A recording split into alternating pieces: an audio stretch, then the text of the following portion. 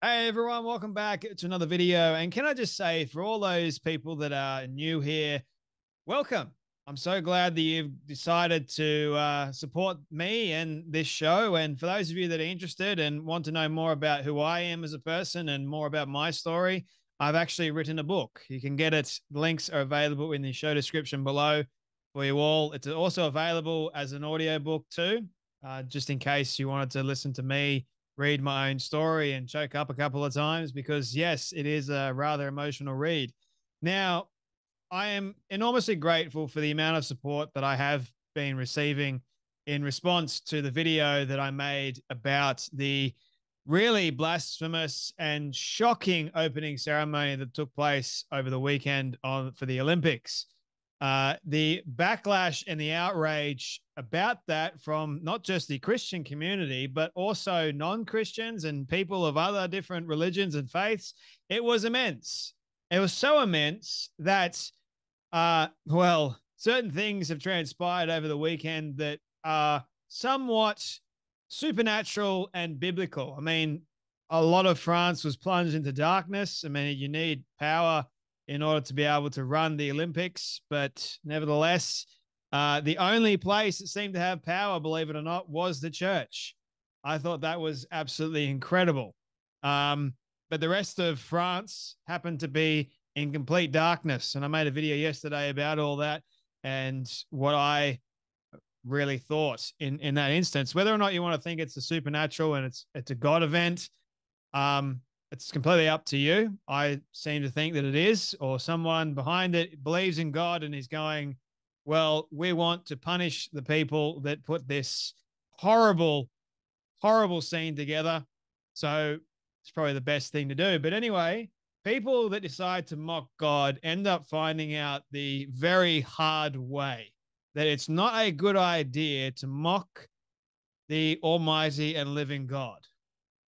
People may not believe that God exists, but they tend to find out real quick when their life seemingly goes to absolute crap that immediately the human reaction is to fall on their face and start praying. So that they may not know who they're praying to, but they start praying because they think to themselves, I'm at my lowest possible point. I'm possibly going to die here. I need someone out there in the universe, let's say, that's what they claim, to save me. And so they just start praying. But guess what? God meets people oftentimes where they actually need it. And it tends to be at a person's lowest point because they're what? They're humble, quite humble. When you're on your hands and your knees in a very contrite position, I think you're more than inclined to listen rather than when you're standing up and you're being all proud and arrogant, self-righteous, which is what a lot of these people tend to do. And I mentioned in the first video that I made that no one really has a reverent fear of God anymore. They don't care. In fact, they seem to think that it's a good idea to mock God instead.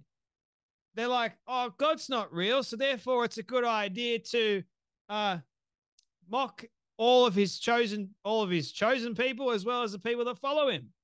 Like, honestly, not a good idea. And it would be a better idea if you actually repented. And we'll get into today's topic, which is the Queer Olympic Committee, which I call them, trying to save face, but it's not a very good save face. In fact, I think it is the worst apology I have ever seen on a global scale, and that is actually saying something. It's pathetic. You wouldn't even call this an apology. You'd call this, well, I don't even know what you'd call it. You call it trying to be polite. Let's use that terminology, right? But actually failing at being polite. You're trying to backtrack. It's the weakest thing I've seen. And like you're not showing any kind of humility, no contrite spirit. You're not sorry. Like when you try and defend yourself, defend your actions and say you didn't intend, you didn't, like, honestly, you intended, you knew exactly what you were doing. You put it together, for goodness sake. You can't tell me that everything that you put together was not intentional. You knew exactly what you were doing, regardless of what your thoughts were going in. Oh, I didn't intend to upset Christians. Bullcrap, man. You knew exactly what this was going to do, but you didn't care. You did it anyway. So anyway, the Paris Olympics apologizes, putting that term very loosely. I wouldn't even say apologizes. They spoke to Christians for their Last Supper horrific parody. The Paris 2024 organizers have issued I'm not going to call it that, to Catholics and Christians over the drag queen parody of Jesus' Last Supper, which saw a scantily clad blue man, I call him a Smurf, singing, surrounded by men dressed as women, and you have the fat person wearing the crown in the middle and doing this. Like, if that's not the modern day version of the Last Supper, I'm not sure what is. Plus, you also had the person that had his, you know what, hanging out during the whole thing. Like, the utmost disrespect. The only thing that saved the Olympic ceremony, in my opinion, was Celine Dion. The thing is that woman has actually been through to get to that point, unreal. Watch a documentary in case you were wondering what I'm talking about there. But here is their really just poor excuse of I don't even know what it is. Clearly, there was never an intention to show disrespect to any religious group. The opening ceremony tried to celebrate community tolerance. Sure it did. So you didn't think that it was going to upset or disrespect any religious group. So what the hell does the Last Supper rendition that you created have anything to do with sport or community tolerance? I don't think it has anything to do with any of those things, but you did it anyway because you don't care. You're putting it on full display that you don't care what Christians think or believe. All you seem to care about is the queerness. And the only reason why you're saying this is because the backlash was so immense. And so it damn well should have been. People were upset. People were angry because you mocked the one person you should never mock. Everyone's going, oh, but we live in a free democratic society, so we have a right to free expression. Yeah, doesn't mean it's a good idea to mock the living God who wants 2.5 billion people on the face of the earth, the most popular religion in the world, tend to actually, worship. But they're going, oh, the Christians, they're going to forgive easily because Christ told us to forgive easily. You know what? When it comes to mocking God, I think we should use our voices. I think it should be known, it should be heard that we're upset, that we're angry. And it's a righteous kind of anger because we're not upset about us. We're upset for God because you mocked him. And that's one thing you don't do. And we already know that God's going to have the last laugh anyway, and the last say, but it doesn't stop us and it doesn't hurt to let our voices and our concerns be known. That we're not just going to sit on our hands and knees and just take it. No, sorry, it doesn't work like that anymore. We believe this ambition was achieved. If people have taken any offense, we are really sorry. Oh, if people. So not that people have taken offense. Oh, if people have taken offense. Oh, we're so sorry about that. We couldn't help it. We chose to do it. We couldn't help ourselves. So if you're offended, grow up. That's not an apology, mate. That doesn't show a humble, contrite spirit, if you ask me. And you're going, we believe. I don't care what the hell you believe, because you actually decided that it would be a good idea not only to offend, but to put forward this abomination for the whole world to see. I saw a video, I think it's from Living Waters, and they're going around Paris and asking people what they thought of the opening ceremony. Now, a couple of people were going, oh, I loved it. It was absolutely amazing. And when they asked them about the Last Supper rendition, they're going, oh, I didn't see anything wrong with it. Okay, that's the problem. When you got people in the world that seem to think that it's okay to have drag queens dressed up as if they're, spiritual icons from the Last Supper, and you don't see a problem with that. Like one drag queen, they got no issue with it. But it's not bad for them, which is rather concerning. Like I've mentioned so many times before, good has now become evil and evil has now become good.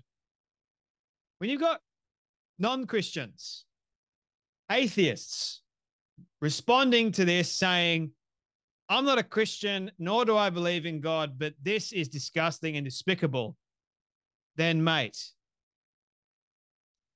you've really crapped the bed. Now, when you got people like Cenk Uygur, who, by the way, I cannot stand anything this guy has to say. The guy has got a brain, I think, but he's not using it to full effect. And if he is using it, he's usually saying something really offensive and really disgusting and despicable. He's one of those people. It's just astounding to me. Look at this. If you're still offended by people in drag, please grow up. Blair White, who I adore, goes, no one is offended by drag itself, Cenk. They're offended when you twerk on kids and mock people's religion. This isn't hard to understand. Well, clearly for Cenk, it is very hard for him to understand. So it doesn't look like anyone that's actually offended by, kids twerking and mocking people like our religion, for example. It doesn't look like we need to grow up. It looks like Cenk needs to grow up and understand that there are certain things that people can get offended by. That's allowed. But according to Cenk, oh, it's tolerable. You should grow up. And if you're offended, grow up too. And I love this response from Tim Pool. Cenk, would you join me in hosting a drag show live event where we drag Muhammad and Jesus together to prove your point? Because like I've said many times, and so many other people have alluded to the fact that if this had been about Islam or Muhammad or someone, a different religion they had a parody or rendition of, they wouldn't dare do that. You know why? Because the backlash would be a lot worse than just Christians voicing their concerns and their anger. I've said in the video that I made yesterday that if it had been Islam, Paris probably wouldn't be here.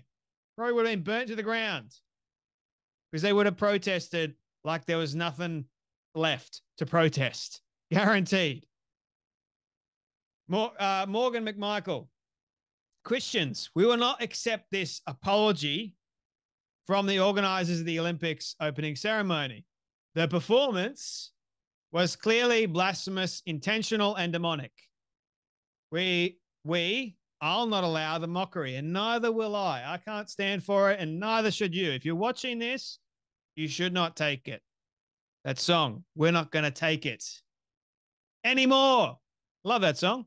It's a great motivational song for times like this. We're not going to take it anymore. We've been taking it for such a long time, man. Enough is enough. They knew what they were doing from the beginning. Of course they did. And here's this, right?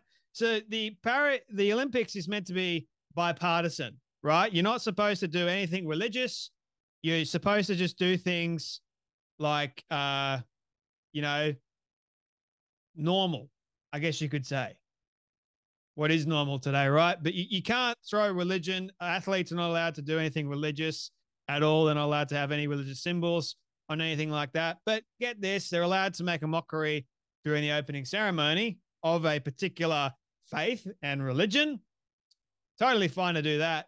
But a Paris Olympics, he was supposed to be in the Olympics, but the Brazilian surfer was banned from using a surfboard featuring an image of Jesus. Surfer Heo Chinanka, sorry. I'm probably saying his name wrong, so my apologies, was banned from using the surfboard featuring the image of Rio de Janeiro's famed Christ the Redeemer statue. Now, also regarding Brazil recently mocked God, and they found out because a natural massive disaster happened. Yeah, forgetting about the flood. Yeah, that took place. Sal Grover, again, I love her takes on things, and it happens to be her beating down Cenk Uygur, which I love even more. Well done, Sal. We're in an era when grown adults have breakdowns over the made-up concept of misgendering. Indeed. When adult males take women to court for not accepting the lie that men can be women. But it's those who won't celebrate the men in dresses who need to grow up, apparently. I'm not going to celebrate men in drag. No way in hell. Now, if an adult wants to go and do that in their own free time, I can't stop them. You can do whatever the hell you want. Doesn't mean I need to celebrate it. But according to Cenk Uygur, I need to grow up.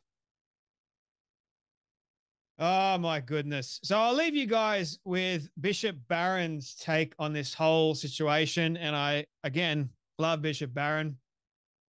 His wisdom for a lot of things I happen to really admire. He's a very smart and intellectual man. And by the way, France has quite a Christian heritage, if you were wondering.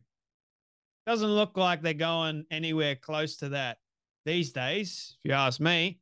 But anyway, this is what happens when you allow perversion and you allow the devil to do his work. Crazy things take place, don't they? So enjoy Bishop Barron's take, my friends. I will see you in the next video. You guys take care and you be blessed. This is Bishop Barron. You know, a few days ago I did a video complaining about this outrageous opening ceremony at the Olympics, and the video went viral, and frankly I had no intention of returning to the issue until this morning. I saw the so-called apology from the organizing committee, and I thought it's anything but an apology. In fact, it's kind of a masterpiece of woke duplicity. And so I just wanted to say a few things, because if they felt this is meant to mollify Christians, I would think again. Here's some of the things that were said. Clearly, there was never an intention to show disrespect to any religious group. Give me a break.